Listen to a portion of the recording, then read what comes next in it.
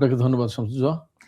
প্রথমে যেটি আমি বলছিলাম সেটি প্রশ্ন যে মাত্র কয়েক মাস আগে আমরা দেখলাম, এখন থেকে প্রায় 8 মাস আগে, গত জুন মাস, জি 12 দিন ধরে ইরানে একটা হামলা চালালো ইসরায়েল।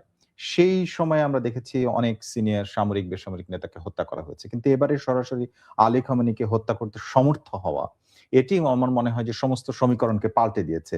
আমার প্রশ্ন হচ্ছে, ইরান যুদ্ধের বা মধ্যপ্রাচ্যের যে সংঘাত, সেটির ভাগ্য নির্ধারণ করে দিলে এই মৃত্যুই কিনা?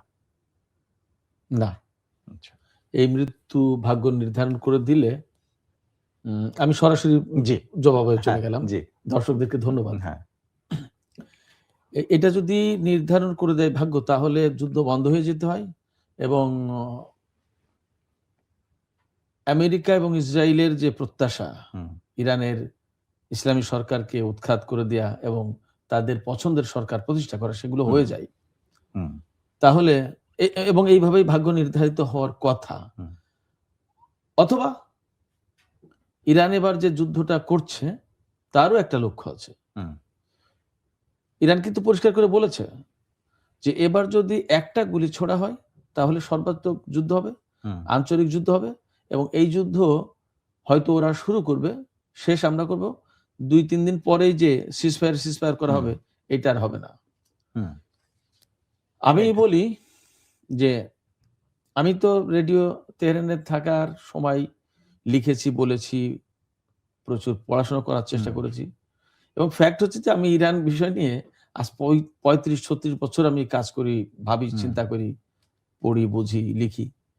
তো এতদিনের যে আমার একটা পর্যবেক্ষণ, বলতে পারেন যে নিবিড় একটা পর্যবেক্ষণ, সেই পর্যবেক্ষণের ফিনিশিংটা এইরকম যে ইসরায়েল, আমেরিকা এবং ইরান, এই 3 শক্তির ভেতরে একটা চূড়ান্ত হিসাব নিকাশ হবে এবারে না, একটা হওয়ার কথা। সেই হওয়ার কথা হিসেবে সেই চূড়ান্ত হিসাব নিকাশের মেবি এইবারই হয়তো সেটা হতে যাচ্ছে আমার কাছে মনে হয়। এবং ইরানের সর্বোচ্চ নেতাকে হত্যা করা হয়েছে। আপনি যেমনটি বললেন যে সমস্ত সমীকরণ বদলে গেছে, ছাড়িয়ে গেছে, পাল্টে গেছে, সেক্ষেত্রে এই সমীকরণ মানে সর্বোচ্চ নেতাকে হত্যা করা মানেই অনেকগুলো ঘটনা। ইরানের রাষ্ট্র ইরানের প্রধানকে, কার্যত প্রধানকে হত্যা করলো। যদিও সরকারের প্রধান প্রেসিডেন্ট আছে, কিন্তু সর্বোচ্চ নেতা তো সবার প্রধান। সেক্ষেত্রে তিনি রাষ্ট্রের প্রধানকে হত্যা করা হয়েছে এবং একেবারে সন্ত্রাসী কায়দা। এটা তো রাষ্ট্রপ্রধানকে হত্যা করা, এটা তো সাধারণ কোনো ঘটনা না। একেবারে নিশ্চয়ই ইরান এইরকম একটা জায়গা থেকে আমি যে কতটুকু বলে শেষ করতে চাই, যখন এইরকম একটা ঘটনা ঘটছে, এর মানে দাঁড়াচ্ছে ইরানের পেছনে আর জায়গা নেই পিছানোর। এখন তাকে একটা কিছু করতেই হবে। সেই একটা কিছু করার মানেই দাঁড়াচ্ছে যে ইরান এবং আমেরিকা এবং ইসরায়েলের সাথে ইরানের চূড়ান্ত বোঝাপড়া এইবারই হবে। নিশ্চয়ই, কারণ সরকার প্রধান এবং দেশের শীর্ষ নেতা যখন হত্যা করা হয় এবং তার নিজ কার্যালয়ে হত্যা করা হয়, এখন পর্যন্ত যে তথ্য পাওয়া গেছে, সেইটি হচ্ছে সর্বোচ্চ একটা সিম্পটম, একটা মানে চিহ্ন বলা যায়।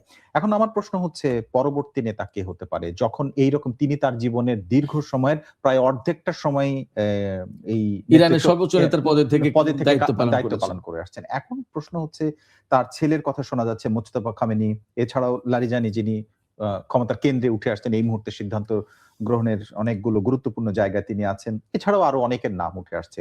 তা আপনি যেভাবে জানেন তাদের যে একটা কাঠামো, সেই কাঠামোর ভেতর থেকে আসলে কি প্রক্রিয়ায় পরবর্তী নেতা নির্ধারণ হতে পারে বা হয়? যে প্রক্রিয়ায় নেতা নির্ধারিত হবে সেটা হচ্ছে যে ওখানে অভিভাবক পরিষদ আছে, বিশেষজ্ঞ পরিষদ আছে, এবং জাতীয় নিরাপত্তা পরিষদ আছে, এবং প্রেসিডেন্টের একটা কনসার্ন থাকে মনে হয়।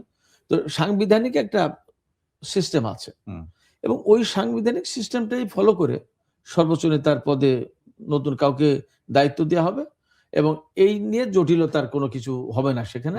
এটা মোটামুটি আমি নিশ্চিত বলতে পারি।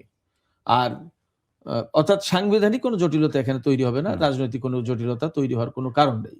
এটা সেটেলড ইস্যু। এখন কে হবেন পরবর্তী নেতা, সেটা একটা প্রশ্ন। মোজতবা খামেনির কথা অনেকবারই উচ্চারণ হয়, কথা আসে যে তিনি পরবর্তী নেতা, এবং আমি যতদূর যা বুঝি জানি যে এই প্রচারণাটা অনেকটা পশ্চিমা গণমাধ্যমের। আচ্ছা, তো সেক্ষেত্রে মানে অনেকে এইভাবে দেখাতে চেয়েছেন যে তিনি তো এত বছর থাকলেন, পরবর্তীতে তার ছেলেকে উত্তরাধিকার করে দিয়ে যেতে চান, তার মানে খানিকটা রাজতান্ত্রিক একটা ধারার সাথে উনার জীবনটাকে মিলিয়ে দেওয়ার চেষ্টা করে এই অ্যাঙ্গেল থেকেই পশ্চিমা গণমাধ্যম সম্ভবত এই বিষয়টা তুলে ধরে। আমার মনে হয় না যে মোস্তফা খামেনি নির্বাচিত হবে, এবং এই ব্যাপারে তিনি কিন্তু কোন ওই যে যোগ্যতার কোনো বিষয় আছে নাকি তার ছেলের জন্য হবে না? না, ছেলের জন্য তিনি ছেলে বলে হবেন এই কথা বলা হয়, প্রচার করা হয়, কিন্তু তিনি ছেলে বলে হবেন না এইটাই বরং অনেকটা খানিকটা সত্যি। যদি যোগ্যতার প্রশ্ন থাকে, ডেফিনেটলি যোগ্যতার তো প্রশ্ন আছে। সর্বোচ্চ নেতা তিনি পররাষ্ট্রনীতি দেখবেন, প্রতিরক্ষা নীতি দেখবেন, টোটাল দেশের তিনি তো অভিভাবক হবেন, প্রেসিডেন্ট, সংসদ সবার অভিভাবক। তো সবার অভিভাবক যখন, তখন তো তার ওই রকম কোয়ালিটি, তার ওই রকম এক্সপিরিয়েন্স, তার ওই রকম আপনার কম্পিটেন্সি এগুলো থাকতে হবে। তা না হলে তো তাকে এই রকম পজিশনে তো বসানো যাবে না।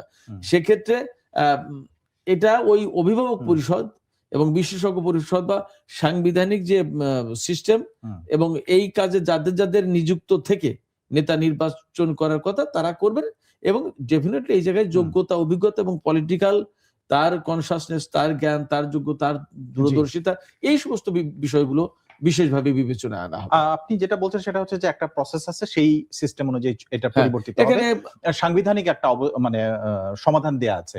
কিন্তু আপনি আজকে আমাদের পত্রিকায় একটা লেখা এসেছে, সেখানে আপনি বলেছেন যে যে ইরানে যে ক্ষমতার পালাবদল এটি অবশ্যই প্রয়োজন এখন, কিন্তু সেই ক্ষমতার পালাবদলটা খুব সহজ হবে না। সেই সহজ হবে না বলতে আপনি আসলে কি বলছেন, সমস্যাটা কোথায়? খুবই আমি ওই জায়গায় যেটা আমি বুঝেছিলাম, আমাকে যে প্রশ্ন করা ছিল, আমি যে কথার প্রেক্ষাপটে ক্ষমতার পালাবদল সহজ হবে না বলতে বুঝিয়েছিলাম যে ইসরায়েল এবং আমেরিকা যে ইরানে ক্ষমতার পালাবদল ঘটাতে চাই, এই পালাবদল ঘটানোটা খুব সহজ হবে না। অর্থাৎ ইরানের সরকার পরিবর্তন করাটা আমেরিকা এবং ইসরায়েলের জন্য খুব সহজ হবে না। রেজিম চেঞ্জের যে ব্যাপারটা, ওইটা মিন করেছি যে ওইটা সহজ হবে না। আর এমনি যে ইরানের যে এই যে সর্বোচ্চ নেতা চলে গেলেন, তার জায়গায় নতুন কোন নেতা নির্বাচন, এইটা কঠিন হওয়ার কিছু নেই, জটিল হওয়ার কিছু নেই। বরং আমি তো বললাম যে এটা সাংবিধানিক প্রক্রিয়ায়, মানে সেটেলড ইস্যু, যেহেতু সাংবিধানিক প্রক্রিয়া এটা হয়ে যাবে।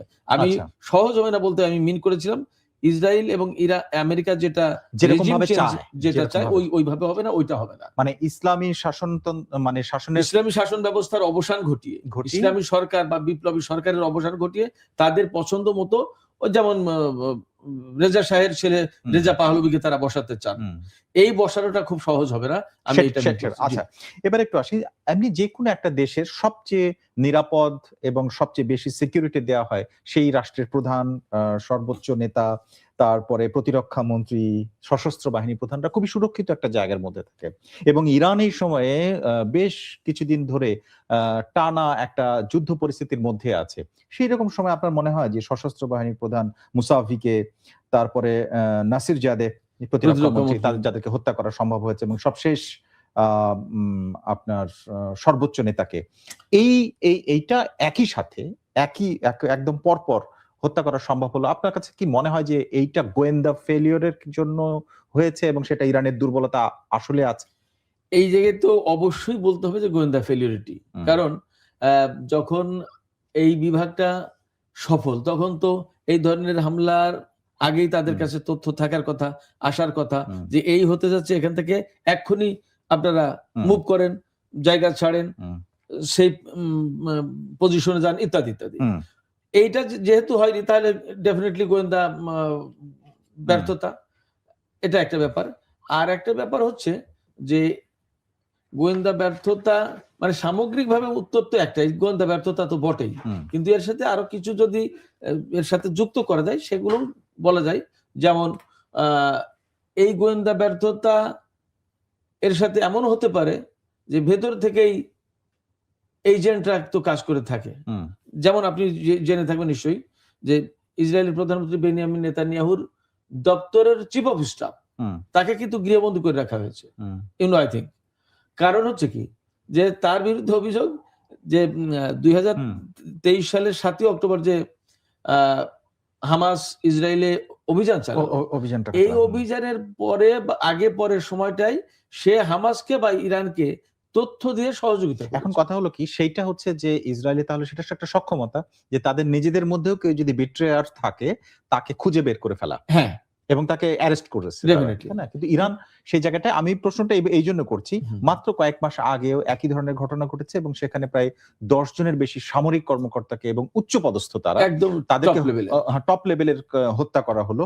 সেটিও সম্ভব হলো, এবারেও প্রথম সম্ভব অবস্থায় হলো। সম্ভব হলো। মানে এখানে ডেফিনেটলি ব্যর্থতাটার মাত্রা নাকি বেশি। সিআইএ এবং মোসাদের কাছে আসলে টিকতে পারাটা কঠিন? আমি সবই বলবো। ব্যর্থতার মাত্রাটা তাদের সামনে টিকতে পারার কঠিন মানেই তো ব্যর্থতা। ব্যর্থতা, রাইট। আপনি সমীকরণ করলে তো তাই আসবে। তাই আসে। যে সেক্ষেত্রে ব্যর্থতার মাত্রাটাই বেশি বলবো, এবং এই জায়গায় যদি স্যাবোটাজ হয়ে থাকে বা এজেন্ট হিসেবে কেউ কাজ করে থাকে, করতেই পারে, নট ইম্পসিবল। সব ধরনের সম্ভাবনা বা আশঙ্কাই মনে হয় ইরান বিবেচনায় রাখবে। এবং আমি আপনাকে এটাও বলি যে ইসরায়েল যেমন তাদের চিফ অফ স্টাফকে ডিস্টিংগুইশ করতে পেরেছে যে হি ইজ দ্য এজেন্ট, কেমন ইরানও এরকম বহু এজেন্টকে ডিস্টিংগুইশ করেছে, আটক করেছে এবং তাদেরকে বিচারের আওতায় এনেছে। এবং ফ্যাক্ট হচ্ছে এখানে একটা মজার তথ্য বলি যে এদেরকে যখন বিচারের আওতায় আনতে যায় তখন ইসরায়েল এবং আমেরিকা বলে যে একটা লোককেও ফাঁসি দিতে পারবো না, ফাঁসি দিলে কিন্তু যুদ্ধ করব। তার মানে তাদের এজেন্ট সেট করা, তাদের এজেন্টদেরকে বিচার করতে গেলে, ইরান বিচার করতে গেলে